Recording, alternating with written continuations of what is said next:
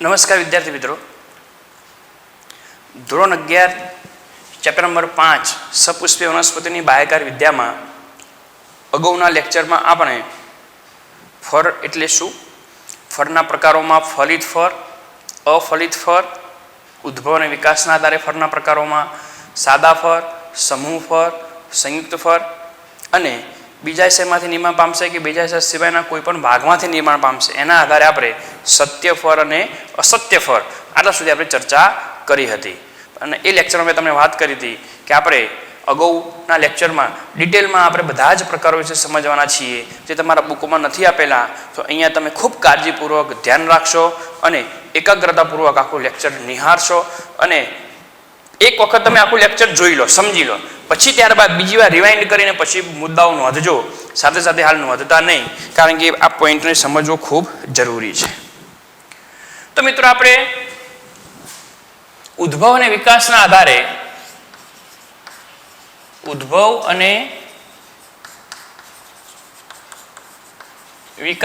આધારે આપણે ફળના 3 પ્રકાર પાડ્યા. એક સાદા ફળ, સમૂહ ફળ અને સંયુક્ત ફળ. એમાં સૌથી પહેલા આપણે અત્યારે સાદા ફળ વિશે આપણે ચર્ચા કરશું. સાદા ફળ અથવા તો સરળ ફળ. પછી આપણે એક એક પ્રકાર જોઈએ છીએ. સૌથી પહેલા સાદા અથવા તો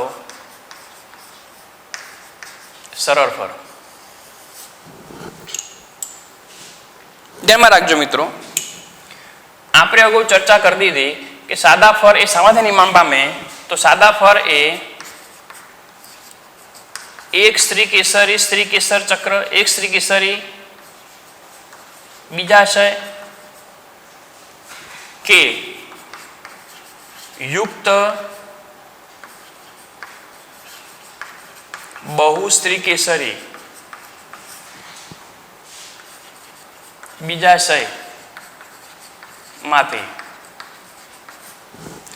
એક સ્ત્રી કેસરી બીજાશય કે યુક્ત બહુસ્ત્રી કેસરી બીજાશયમાંથી એ ફળ નિર્માણ પામશે. આ મિત્રો જે ફળ જે છે એ ફળથી પાછા આપણે એના ફલાવરણના આધારે આપણે 2 પ્રકાર પાડશું. ધ્યાનમાં રાખજો, ફલાવરણના આધારે કે જો આ સાદા ફળ જે છે, સાદા ફળના ફલાવરણ શુષ્ક હોય,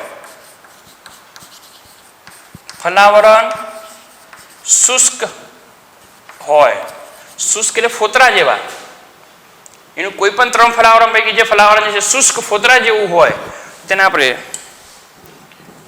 ફલાવરણ શુષ્ક હોય તેને આપણે કહીશું શુષ્ક ફળ. શુષ્ક ફળ. અને જો ફલાવરણ રસાળ હોય, જો ફલાવરણ રસાળ હોય, રસાળ કે માંસલ હોય, તો મિત્રો આપણે એને કહીશું રસાળ ફળ તરીકે આપણે એને ઓળખીશું. રસાળ અથવા તો માંસલ ફળ તરીકે આપણે એને ઓળખીશું. કેટલું સરળ છે, એકદમ સરળ છે, ધ્યાનમાં રાખજો, એકદમ સરળ પોઈન્ટ છે. સાદા ફળ એક સ્ત્રી કેસર ચક્ર ધરાવતો બીજાશય કે યુક્ત બહુસ્ત્રી કેસર ચક્ર ધરાવતા બીજાશયમાંથી આપણે અગાઉ આકૃતિ દ્વારા સમજ્યા અગાઉના લેક્ચરમાં. ઓકે, ચલો હવે સાદું ફળ જે બની ગયું, પણ એ સાદા ફળમાં પાછળના પેટા પ્રકાર કઈ રીતે પાડ્યા, તો એના ફલાવરણ કેવા પ્રકારના છે. તમે વટાણાને હાથમાં પકડો તેનું ફલાવરણ કેવું હોય, શુષ્ક હોય કે ના હોય. વટાણા છે, ચોરી છે, મગની સેગો છે વગેરે તમે હાથમાં પકડશો તો શું થશે, એના ફલાવરણ કેવા, શુષ્ક. કેરી, ટામેટું, એના ફલાવરણ કેવા હોય, રસાળ. તો જેના ફલાવરણ રસાળ કે માંસલ હોય એને આપણે રસાળ ફળ તરીકે ઓળખીશું, અને જેના ફલાવરણ શુષ્ક હોય એને આપણે શુષ્ક ફળ તરીકે આપણે એને ઓળખીશું. મિત્રો, જે શુષ્ક ફળ જે છે એ શુષ્ક ફળના પાછા 2 પેટા પ્રકાર. કેટલા શુષ્ક ફળ જે છે એ શુષ્ક ફળ એનું સ્ફોટન થાય, સરળતાથી શું થાય, એનું સ્ફોટન થઈ જાય. સ્ફોટન થાય એટલે એ સરળતાથી કુદરતી રીતે તૂટી જાય, એમાંથી બીજું વિકિરણ થાય તો આપણે એને સ્ફોટનશીલ, અને જો સ્ફોટન ન થાય તો એને આપણે અસ્ફોટનશીલ તરીકે ઓળખીશું. એટલે શુષ્ક ફળ જે છે એ શુષ્ક ફળના પાછા બે પ્રકાર, સ્ફોટનશીલ શુષ્ક ફળ અને અસ્ફોટનશીલ શુષ્ક ફળ. સ્ફોટનશીલ શુષ્ક ફળ અને અસ્ફોટનશીલ શુષ્ક ફળ. સ્ફોટનશીલ શુષ્ક ફળ એટલે શું? આવા ફળની દિવાલ જ્યારે ફળ પરિપક્વ થાય ત્યારે વિવિધ પ્રકારે સ્ફોટન પામે અથવા તો તૂટે. વિવિધ પ્રકારે સ્ફોટન પામે તો તેને આપણે કહીશું સ્ફોટનશીલ.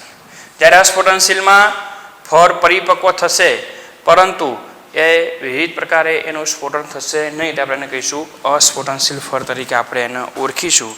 તો સ્ફોટનના પ્રકારના આધારે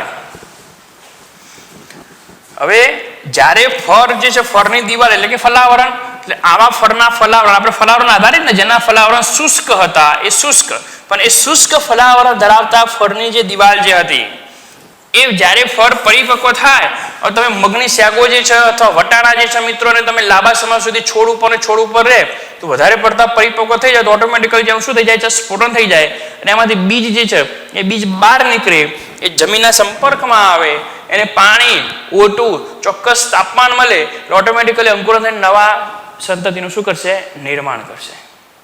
તો અહીંયા એ ફળની દિવાલ કઈ રીતે સ્ફોટન પામે છે એના આધારે ફરતી પાછા એના આપણે પેટા પ્રકાર સમજશું. ધ્યાનમાં રાખજો, એના આધારે ફરતી પાછા આપણે એને પેટા પ્રકાર સમજશું. એટલે હું અહીંયા થોડું એક જગ્યાના અભાવના કારણે હું અહીંયા આકૃતિ દોરવાની છે એટલે હું અહીંયા બાજુમાં સાઈડમાં બતાવીશ. આપણે અસ્ફોટનશીલ પછી સમજીએ છીએ, અસ્ફોટનશીલ આપણે પછી સમજવાનો પ્રયત્ન કરીએ. તો સ્ફોટનશીલ જે છે એ સ્ફોટનશીલ શુષ્ક ફળમાં આપણે સૌથી પહેલા કયો સમજીએ? સ્ફોટનશીલ. બરાબર યાદ રાખજો, શુષ્ક ફળમાં આપણે પહેલા કયો સમજવો છે? સ્ફોટનશીલ. તો સ્ફોટનશીલના આપણે પ્રકારો સમજીએ. સ્ફોટનશીલના વિવિધ પ્રકારો.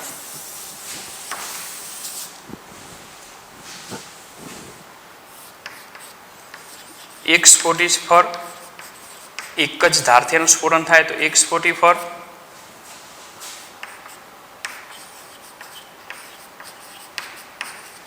દ્વિસ્ફોટી, બે ધારથી સ્ફોટન થાય તો દ્વિસ્ફોટી ફળ, અથવા તો એને બીજા શબ્દોમાં કહેવાય છે સિંબ ફળ. સિંબી કુળની વનસ્પતિમાં જોવા મળે છે સિંબ ફળ. બે કરતા વધુ ધારથી સ્ફોટન થાય તો એને બહુસ્ફોટી ફળ, અથવા તો બીજા શબ્દોમાં એને પ્રાવર ફળ તરીકે ઓળખીશું. અને ચોથો જે પ્રકાર જે છે તે પુટપટ્ટિકા અથવા ફટપટ્ટિકા અથવા તો પુટપટ્ટિકા તરીકે આવે.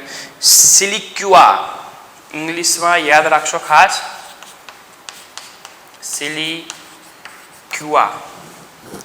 સિલિક્યુઆ જે છે એ બરાબર યાદ રાખવાનું છે કારણ કે આના આધારે પાછા બે પ્રકાર છે, આપણે પછી ડિટેલમાં એને સમજવાનો પ્રયત્ન કરશું. એક સ્ફોટી.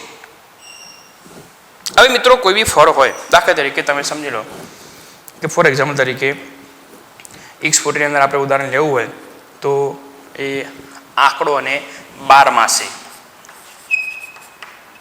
આંકડો અને બારમાસી. આપણે જે વટાણા તમે જોયા છે, વટાણા મિત્રો કેટલી ધાર હોય? બે. તમે ઘરે તમારા વટાણા જે છે વટાણાને તમે જ્યારે પણ લાવો તો એને લાંબા સમય સુધી મૂકી રાખશો, જો વધારે પરિપક્વ થઈ જશે ને મિત્રો તો એ બે ધારથી સ્ફોટન થાય. બે ધારથી સ્ફોટન થાય તો એને કહેવાય દ્વિસ્ફોટી. કેટલી ધારથી સ્ફોટન થાય છે? જો ફળનો ફક્ત એક જ ધારથી સ્ફોટન થાય તો એક સ્ફોટી એક જ જગ્યાએથી સ્ફોટન થયું. દાખલા તરીકે આપણે સૌથી સારામાં ઉદાહરણ લેવું હોય તો આપણે આંકડો લઈ શકીએ. દાખલા તરીકે સમજી લો કે આ આંકડો છે, આંકડાનું ફળ તમે જોયું છે, આંકડાની નજીક જઈને તમે ફળ જોવાનો પ્રયત્ન કરશો, જે આંકડો હોય મિત્રો, આ આંકડાનું ફળ એમાંથી એક જ ધારથી શું થાય મિત્રો? એનું સ્ફોટન થાય. એની અંદર આ રીતે રચના એ બીજને વગેરે અંદર તરફ ગોઠવાયેલા હોય. તમે નજીક જઈને જોવાનો પ્રયત્ન કરજો મિત્રો.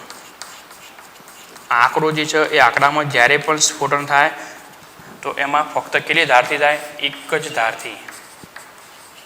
એક જ ધારથી સ્ફોટન થાય માટેનું નામ આપ્યું એક્સફોટી. ફર તરીકે આપણે ઓળખીશું. એટલે શુષ્ક સ્ફોટનશીલ ફરની અંદર જ્યારે ફર પરિપક્વ થાય તેનું સ્ફોટન થાય અથવા તેની દિવાલ તૂટે, પણ કેટલી ધારથી તૂટે? એક ધારથી તૂટે તો એક્સફોટી, બે ધારથી તૂટે તો દ્વિસ્ફોટી, બે કરતાં વધારે ધારથી તૂટે કપાસ, બે કરતાં વધારે ધારથી તૂટે કપાસ, આંકડો ધતુરો વગેરેની અંદર બહુસ્ફોટી. સિલિક્યુઆ જે છે એ આ દ્વિસ્ફોટીનો એક વિશિષ્ટ પ્રકાર છે. એ આપણે પછી એને જોઈએ છીએ. એક સ્ફોટીમાં ક્લિયર? એક ધારથી સ્ફોટન થાય તો એક સ્ફોટી, આંકડો અને બારમાસી. સિમ્બફર. હવે વટાણા જે છે, વટાણામાં તો મારે તમને કંઈ ખાસ એટલું બધું મિત્રો કંઈ કહેવાનું ના હોય ખાસ, પરંતુ વટાણા તમે જાણો છો કે આપણે જે વટાણા જે હોય એ વટાણાની અંદર એક આ બાજુ ધાર હશે, એક પેલી બાજુ ધાર હશે. તો વટાણાની અંદર બે ધારથી સ્ફોટન થાય. એટલે જો બે ધારથી સ્ફોટન થાય, બે ધારથી અથવા તો બે સેવની, ધારના આપણે સેવની કહીએ છીએ, બે સેવનીથી સ્ફોટન પામે તો જેટલી પણ સિમ્બિકુર, સિમ્બિકુર એટલે સિંગો ધરાવતી વાલ, વટાણા, મગ, ચોરી, તુવેર વગેરે વગેરે જેટલા પણ કઠોળ છે, કઠોળમાં જેટલી પણ સિંગો હોય એ બધી સિંગોની અંદર શું થશે મિત્રો? બે ધારથી સ્ફોટન થાય. માટે આપણે દ્વિસ્ફોટી તરીકે ઓળખીશું, જેમાં વટાણા, વાલ વગેરે વગેરે આપણે લેવું ઉદાહરણમાં આપણે લઈ શકીએ. પ્રાવરફર. બે કરતાં વધારે ધારથી સ્ફોટન થાય, બે કે તેથી વધુ ધારથી જો સ્ફોટન થાય તો તેને આપણે પ્રાવરફર તરીકે આપણે ઓળખીશું. એમાં ઉદાહરણ તરીકે લેવા આપણે લઈ શકીએ મિત્રો. એમાં ઉદાહરણ તરીકે કપાસ અને ધતુરો. અત્યારે આ ધતુરા ઘણા બધા કોઈ ખુલ્લા કોમન પ્લોટમાં ઉગ્યા હોય તો તમે ત્યાં ફળ જોઈએ, ફળ જ્યારે પરિપક્વ થઈ જાય ત્યારે તમે જોજો એનું સ્ફોટન બે કરતાં વધારે ધારથી થઈ જાય છે. તમે કપાસનું કાલું જોયું છે, કપાસનું ફળ, એમાં પણ બે કરતાં વધારે ધારથી કપાસનું કાલું ફૂટે, સ્ફોટન થાય, એમાંથી રૂ આપણે વીણીએ છીએ. તો એ બે કરતાં વધારે ધારથી સ્ફોટન થાય તેને બહુસ્ફોટી ફર અથવા તો પ્રાવર ફર તરીકે આપણે એને ઓળખીશું. જ્યારે ફટપટ્ટિકા અથવા સિલિક્યુઆ એ રાઈની અંદર જોવા મળશે મિત્રો.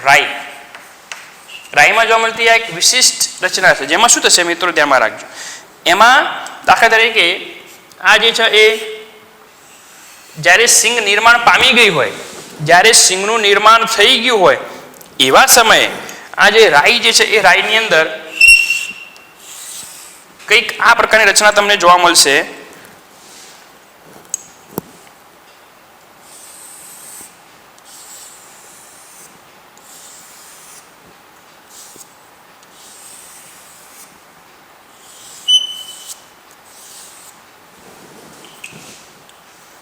જેમાં અહીંયા આમાં બધા બીજ બતાવું છું. અહીંયા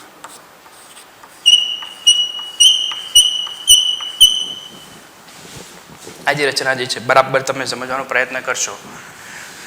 આ જે રાઈની સિંગ છે, આ નીચેનો ભાગ છે જ્યાં આગળ પુષ્પાસન હોય, આ ફરદંડ કહીશું. હવે આપણે ફરબન કહીશું, આપણે ફરદંડ તરીકે ઓળખીશું.